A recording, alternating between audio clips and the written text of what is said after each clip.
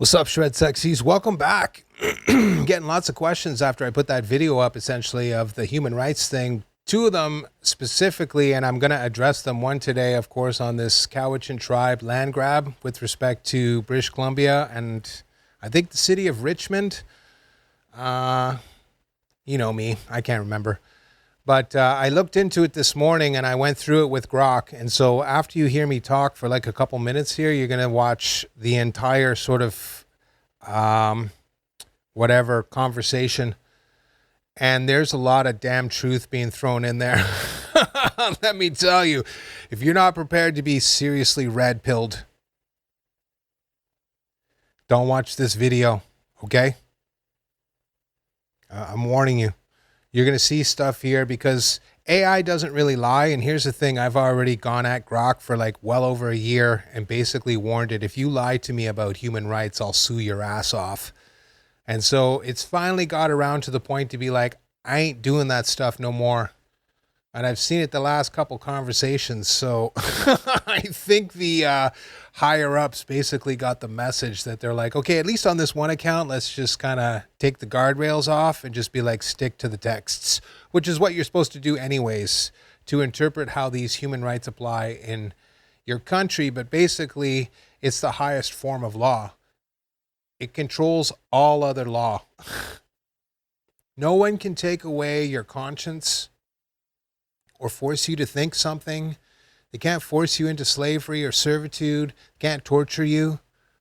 They can't deprive you of liberty unless there's like these really specific conditions that are met. You have all kinds of other rights with respect to the free democratic society, and that's just it. That's what we're getting at here. After the Great Wars, after millions and millions and millions of people have been slaughtered needlessly, the European and sort of like North American populations went from about 35% of the world's population down to where we are currently, which is around 10%. That's not so good. So, you know, that's like essentially 20% of our global population has disappeared in 200 years.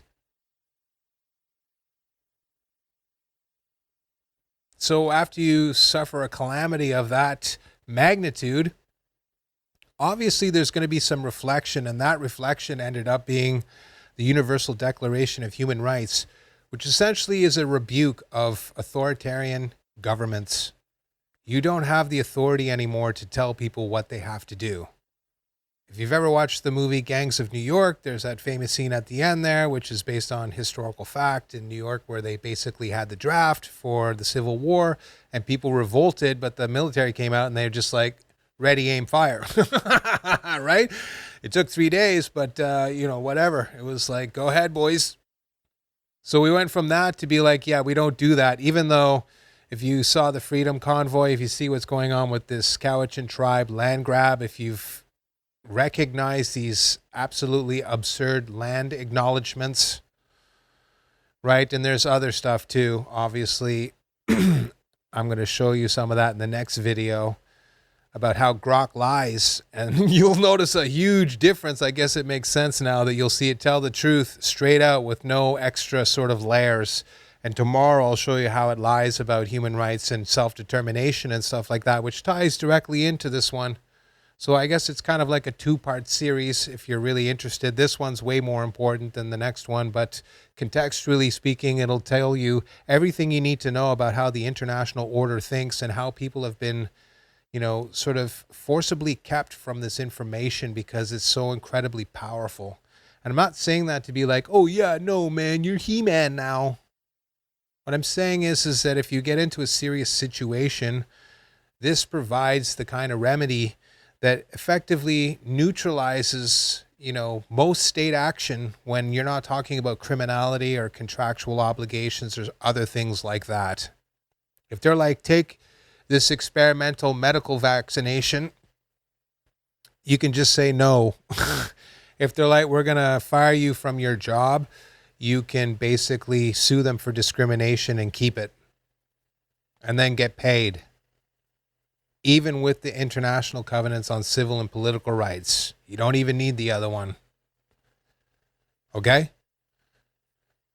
So that's really what we're talking about here. Ask yourself, number one, do you want to be one of the last of the generation that watched our entire way of life get swept away in like a sort of wave of weird quasi-communism where they're just like ideological groupthink is what's best for everyone? Or do you want to sort of get back to what we were doing in the 80s when we had ideological diversity, right? Because that's what they want, ideological subversion. Even when you present someone with the actual evidence of something, whatever that thing is, even if it's the truth, they won't believe it. That's what the state wants. And they've accomplished that basically on so many levels. If you guys saw what went on during the transgender sort of craze of whatever that was, 2015 to like 2020, RIP, you saw that. At one point in time, 25% of high school students were identifying in some sort of alternative lifestyle. Now, listen, I don't know about you, but that's like a pretty high number there, considering where it was just a few years prior, where it was like, 1 or 2% maybe. That's a massive jump. It didn't just happen organically.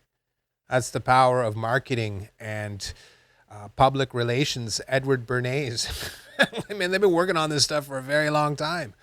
But that's just it. Why do you think they come up with these sophisticated mind control techniques effectively using advertisements and propaganda and a whole bunch of other things? Why? To keep certain aspects about your real life hidden. And that's what I'm going to expose today. Because when you see evil, you have to confront it. And it's as simple as that. If we start doing this stuff, we can defeat these evil powers with words. And we don't need to take it to any other extreme. And the fact of the matter is that when we do that, we can reclaim our society, but not have to suffer any of the sort of ill effects of having some sort of, armed resistance or even, taking it further than that. That is the last thing anybody wants. We don't make anything here. We can barely feed ourselves. Most people don't even know how to grow food, let alone can it or anything else like that. It would just turn into an absolute madhouse. And we really have to avoid that because honestly, there's a lot of inmates in that madhouse right now. I don't know if we want to, unleash them upon the greater public. Right now, they're kind of cloistered in these psycho cities and stuff like that. But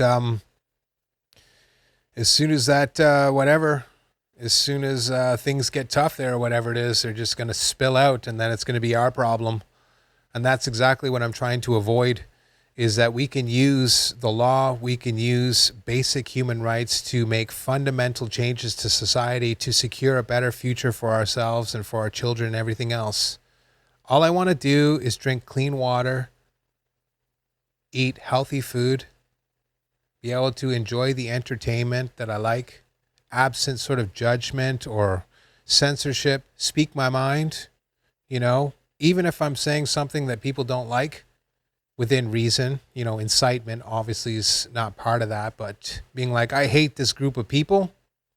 I don't believe this is true, or I don't believe what you're saying is truth. That's fine. Choose a religion, choose a life path. The basics. I'm not asking for special privileges, and that's what this video is going to reveal is how the government basically uses this really insidious technique of granting or attempting to grant special privileges to a special group of people to stir up, division. It's basically divide and impera. If you know what that means, divide and conquer. When you are basically at the throat of another person that's relatively equal to you, you don't have time to be like, what's going on over here? You're like, we got to stop that and be like, hey, you over there. And that you over there is the state. That's your government. I know they're not all bad and everything like that. Governments aren't bad. The people that are in government just suck. So we need to get rid of these people that suck and that are whatever control freaks or ideologues or whatever else, and just find people that are like, you know what, I just want to make my community better. That's true. There are people out there like that. I'm a musician. I go down to the waterfront on a regular basis and play my classical guitar down there. It's kind of a thing. People know it, and they come down there and they enjoy classical music. And it makes me feel good that I get to share this incredibly rare gift with people that are like, I would never be exposed to this stuff otherwise, because I'm either don't have the time or I'm just not interested in going to a classical guitar concert at the local theater or whatever it is. You know what I mean? Here, it's just a lot more impromptu. They sit down, they have their lunch, they do a picnic, whatever else. They just soak up some rays, and everybody's happy. And that's what I'm talking about. I want to live in that society. Don't want to live in the one where they're like, if you don't take this experimental medical injection, then I'm going to lock you in your house for 2 years and have you basically, turned into a pariah in your society. No thanks. So I decided to basically take a whack at this Cowichan land grab, which is a native tribe up in British Columbia that's now laying claim to private property rights owned by other people based on some sort of ancestral claim or whatever else it is. But the fact of the matter is you can clearly see what happened is that the state basically played us for fools.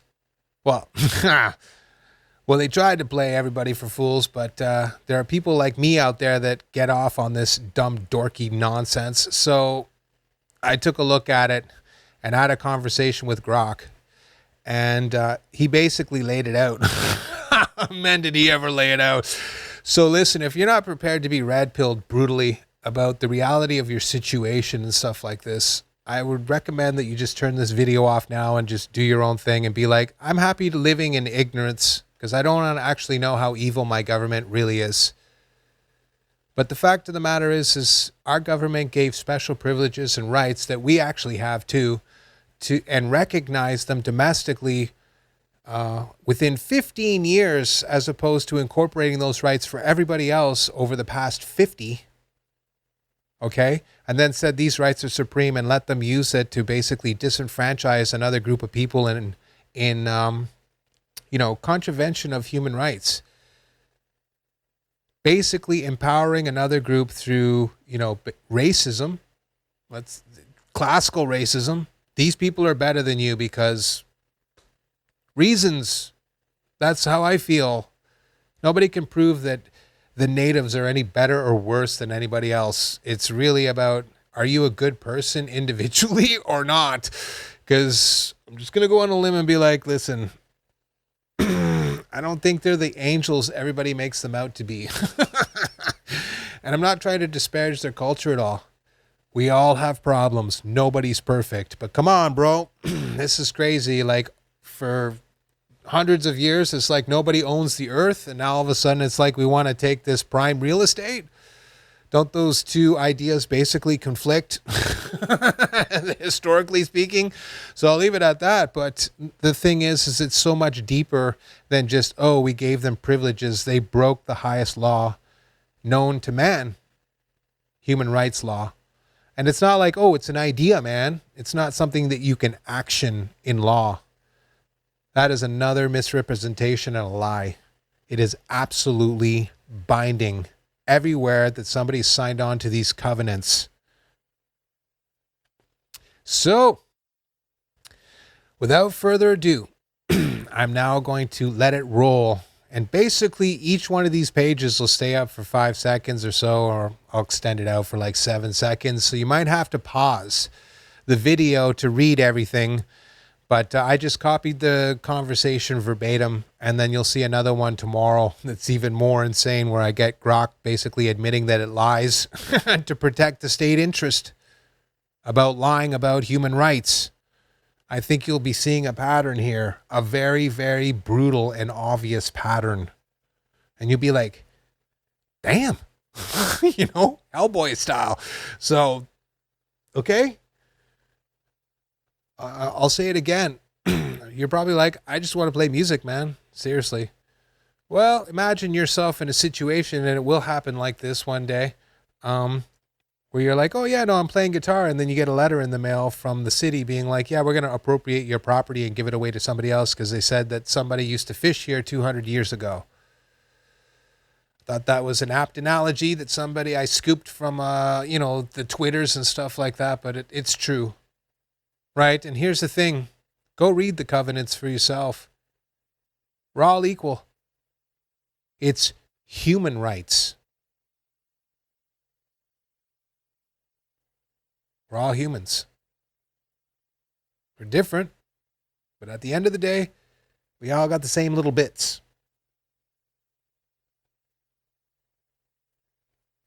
There it is. How can this one group have preferential treatment if we're all equal? That doesn't make any sense.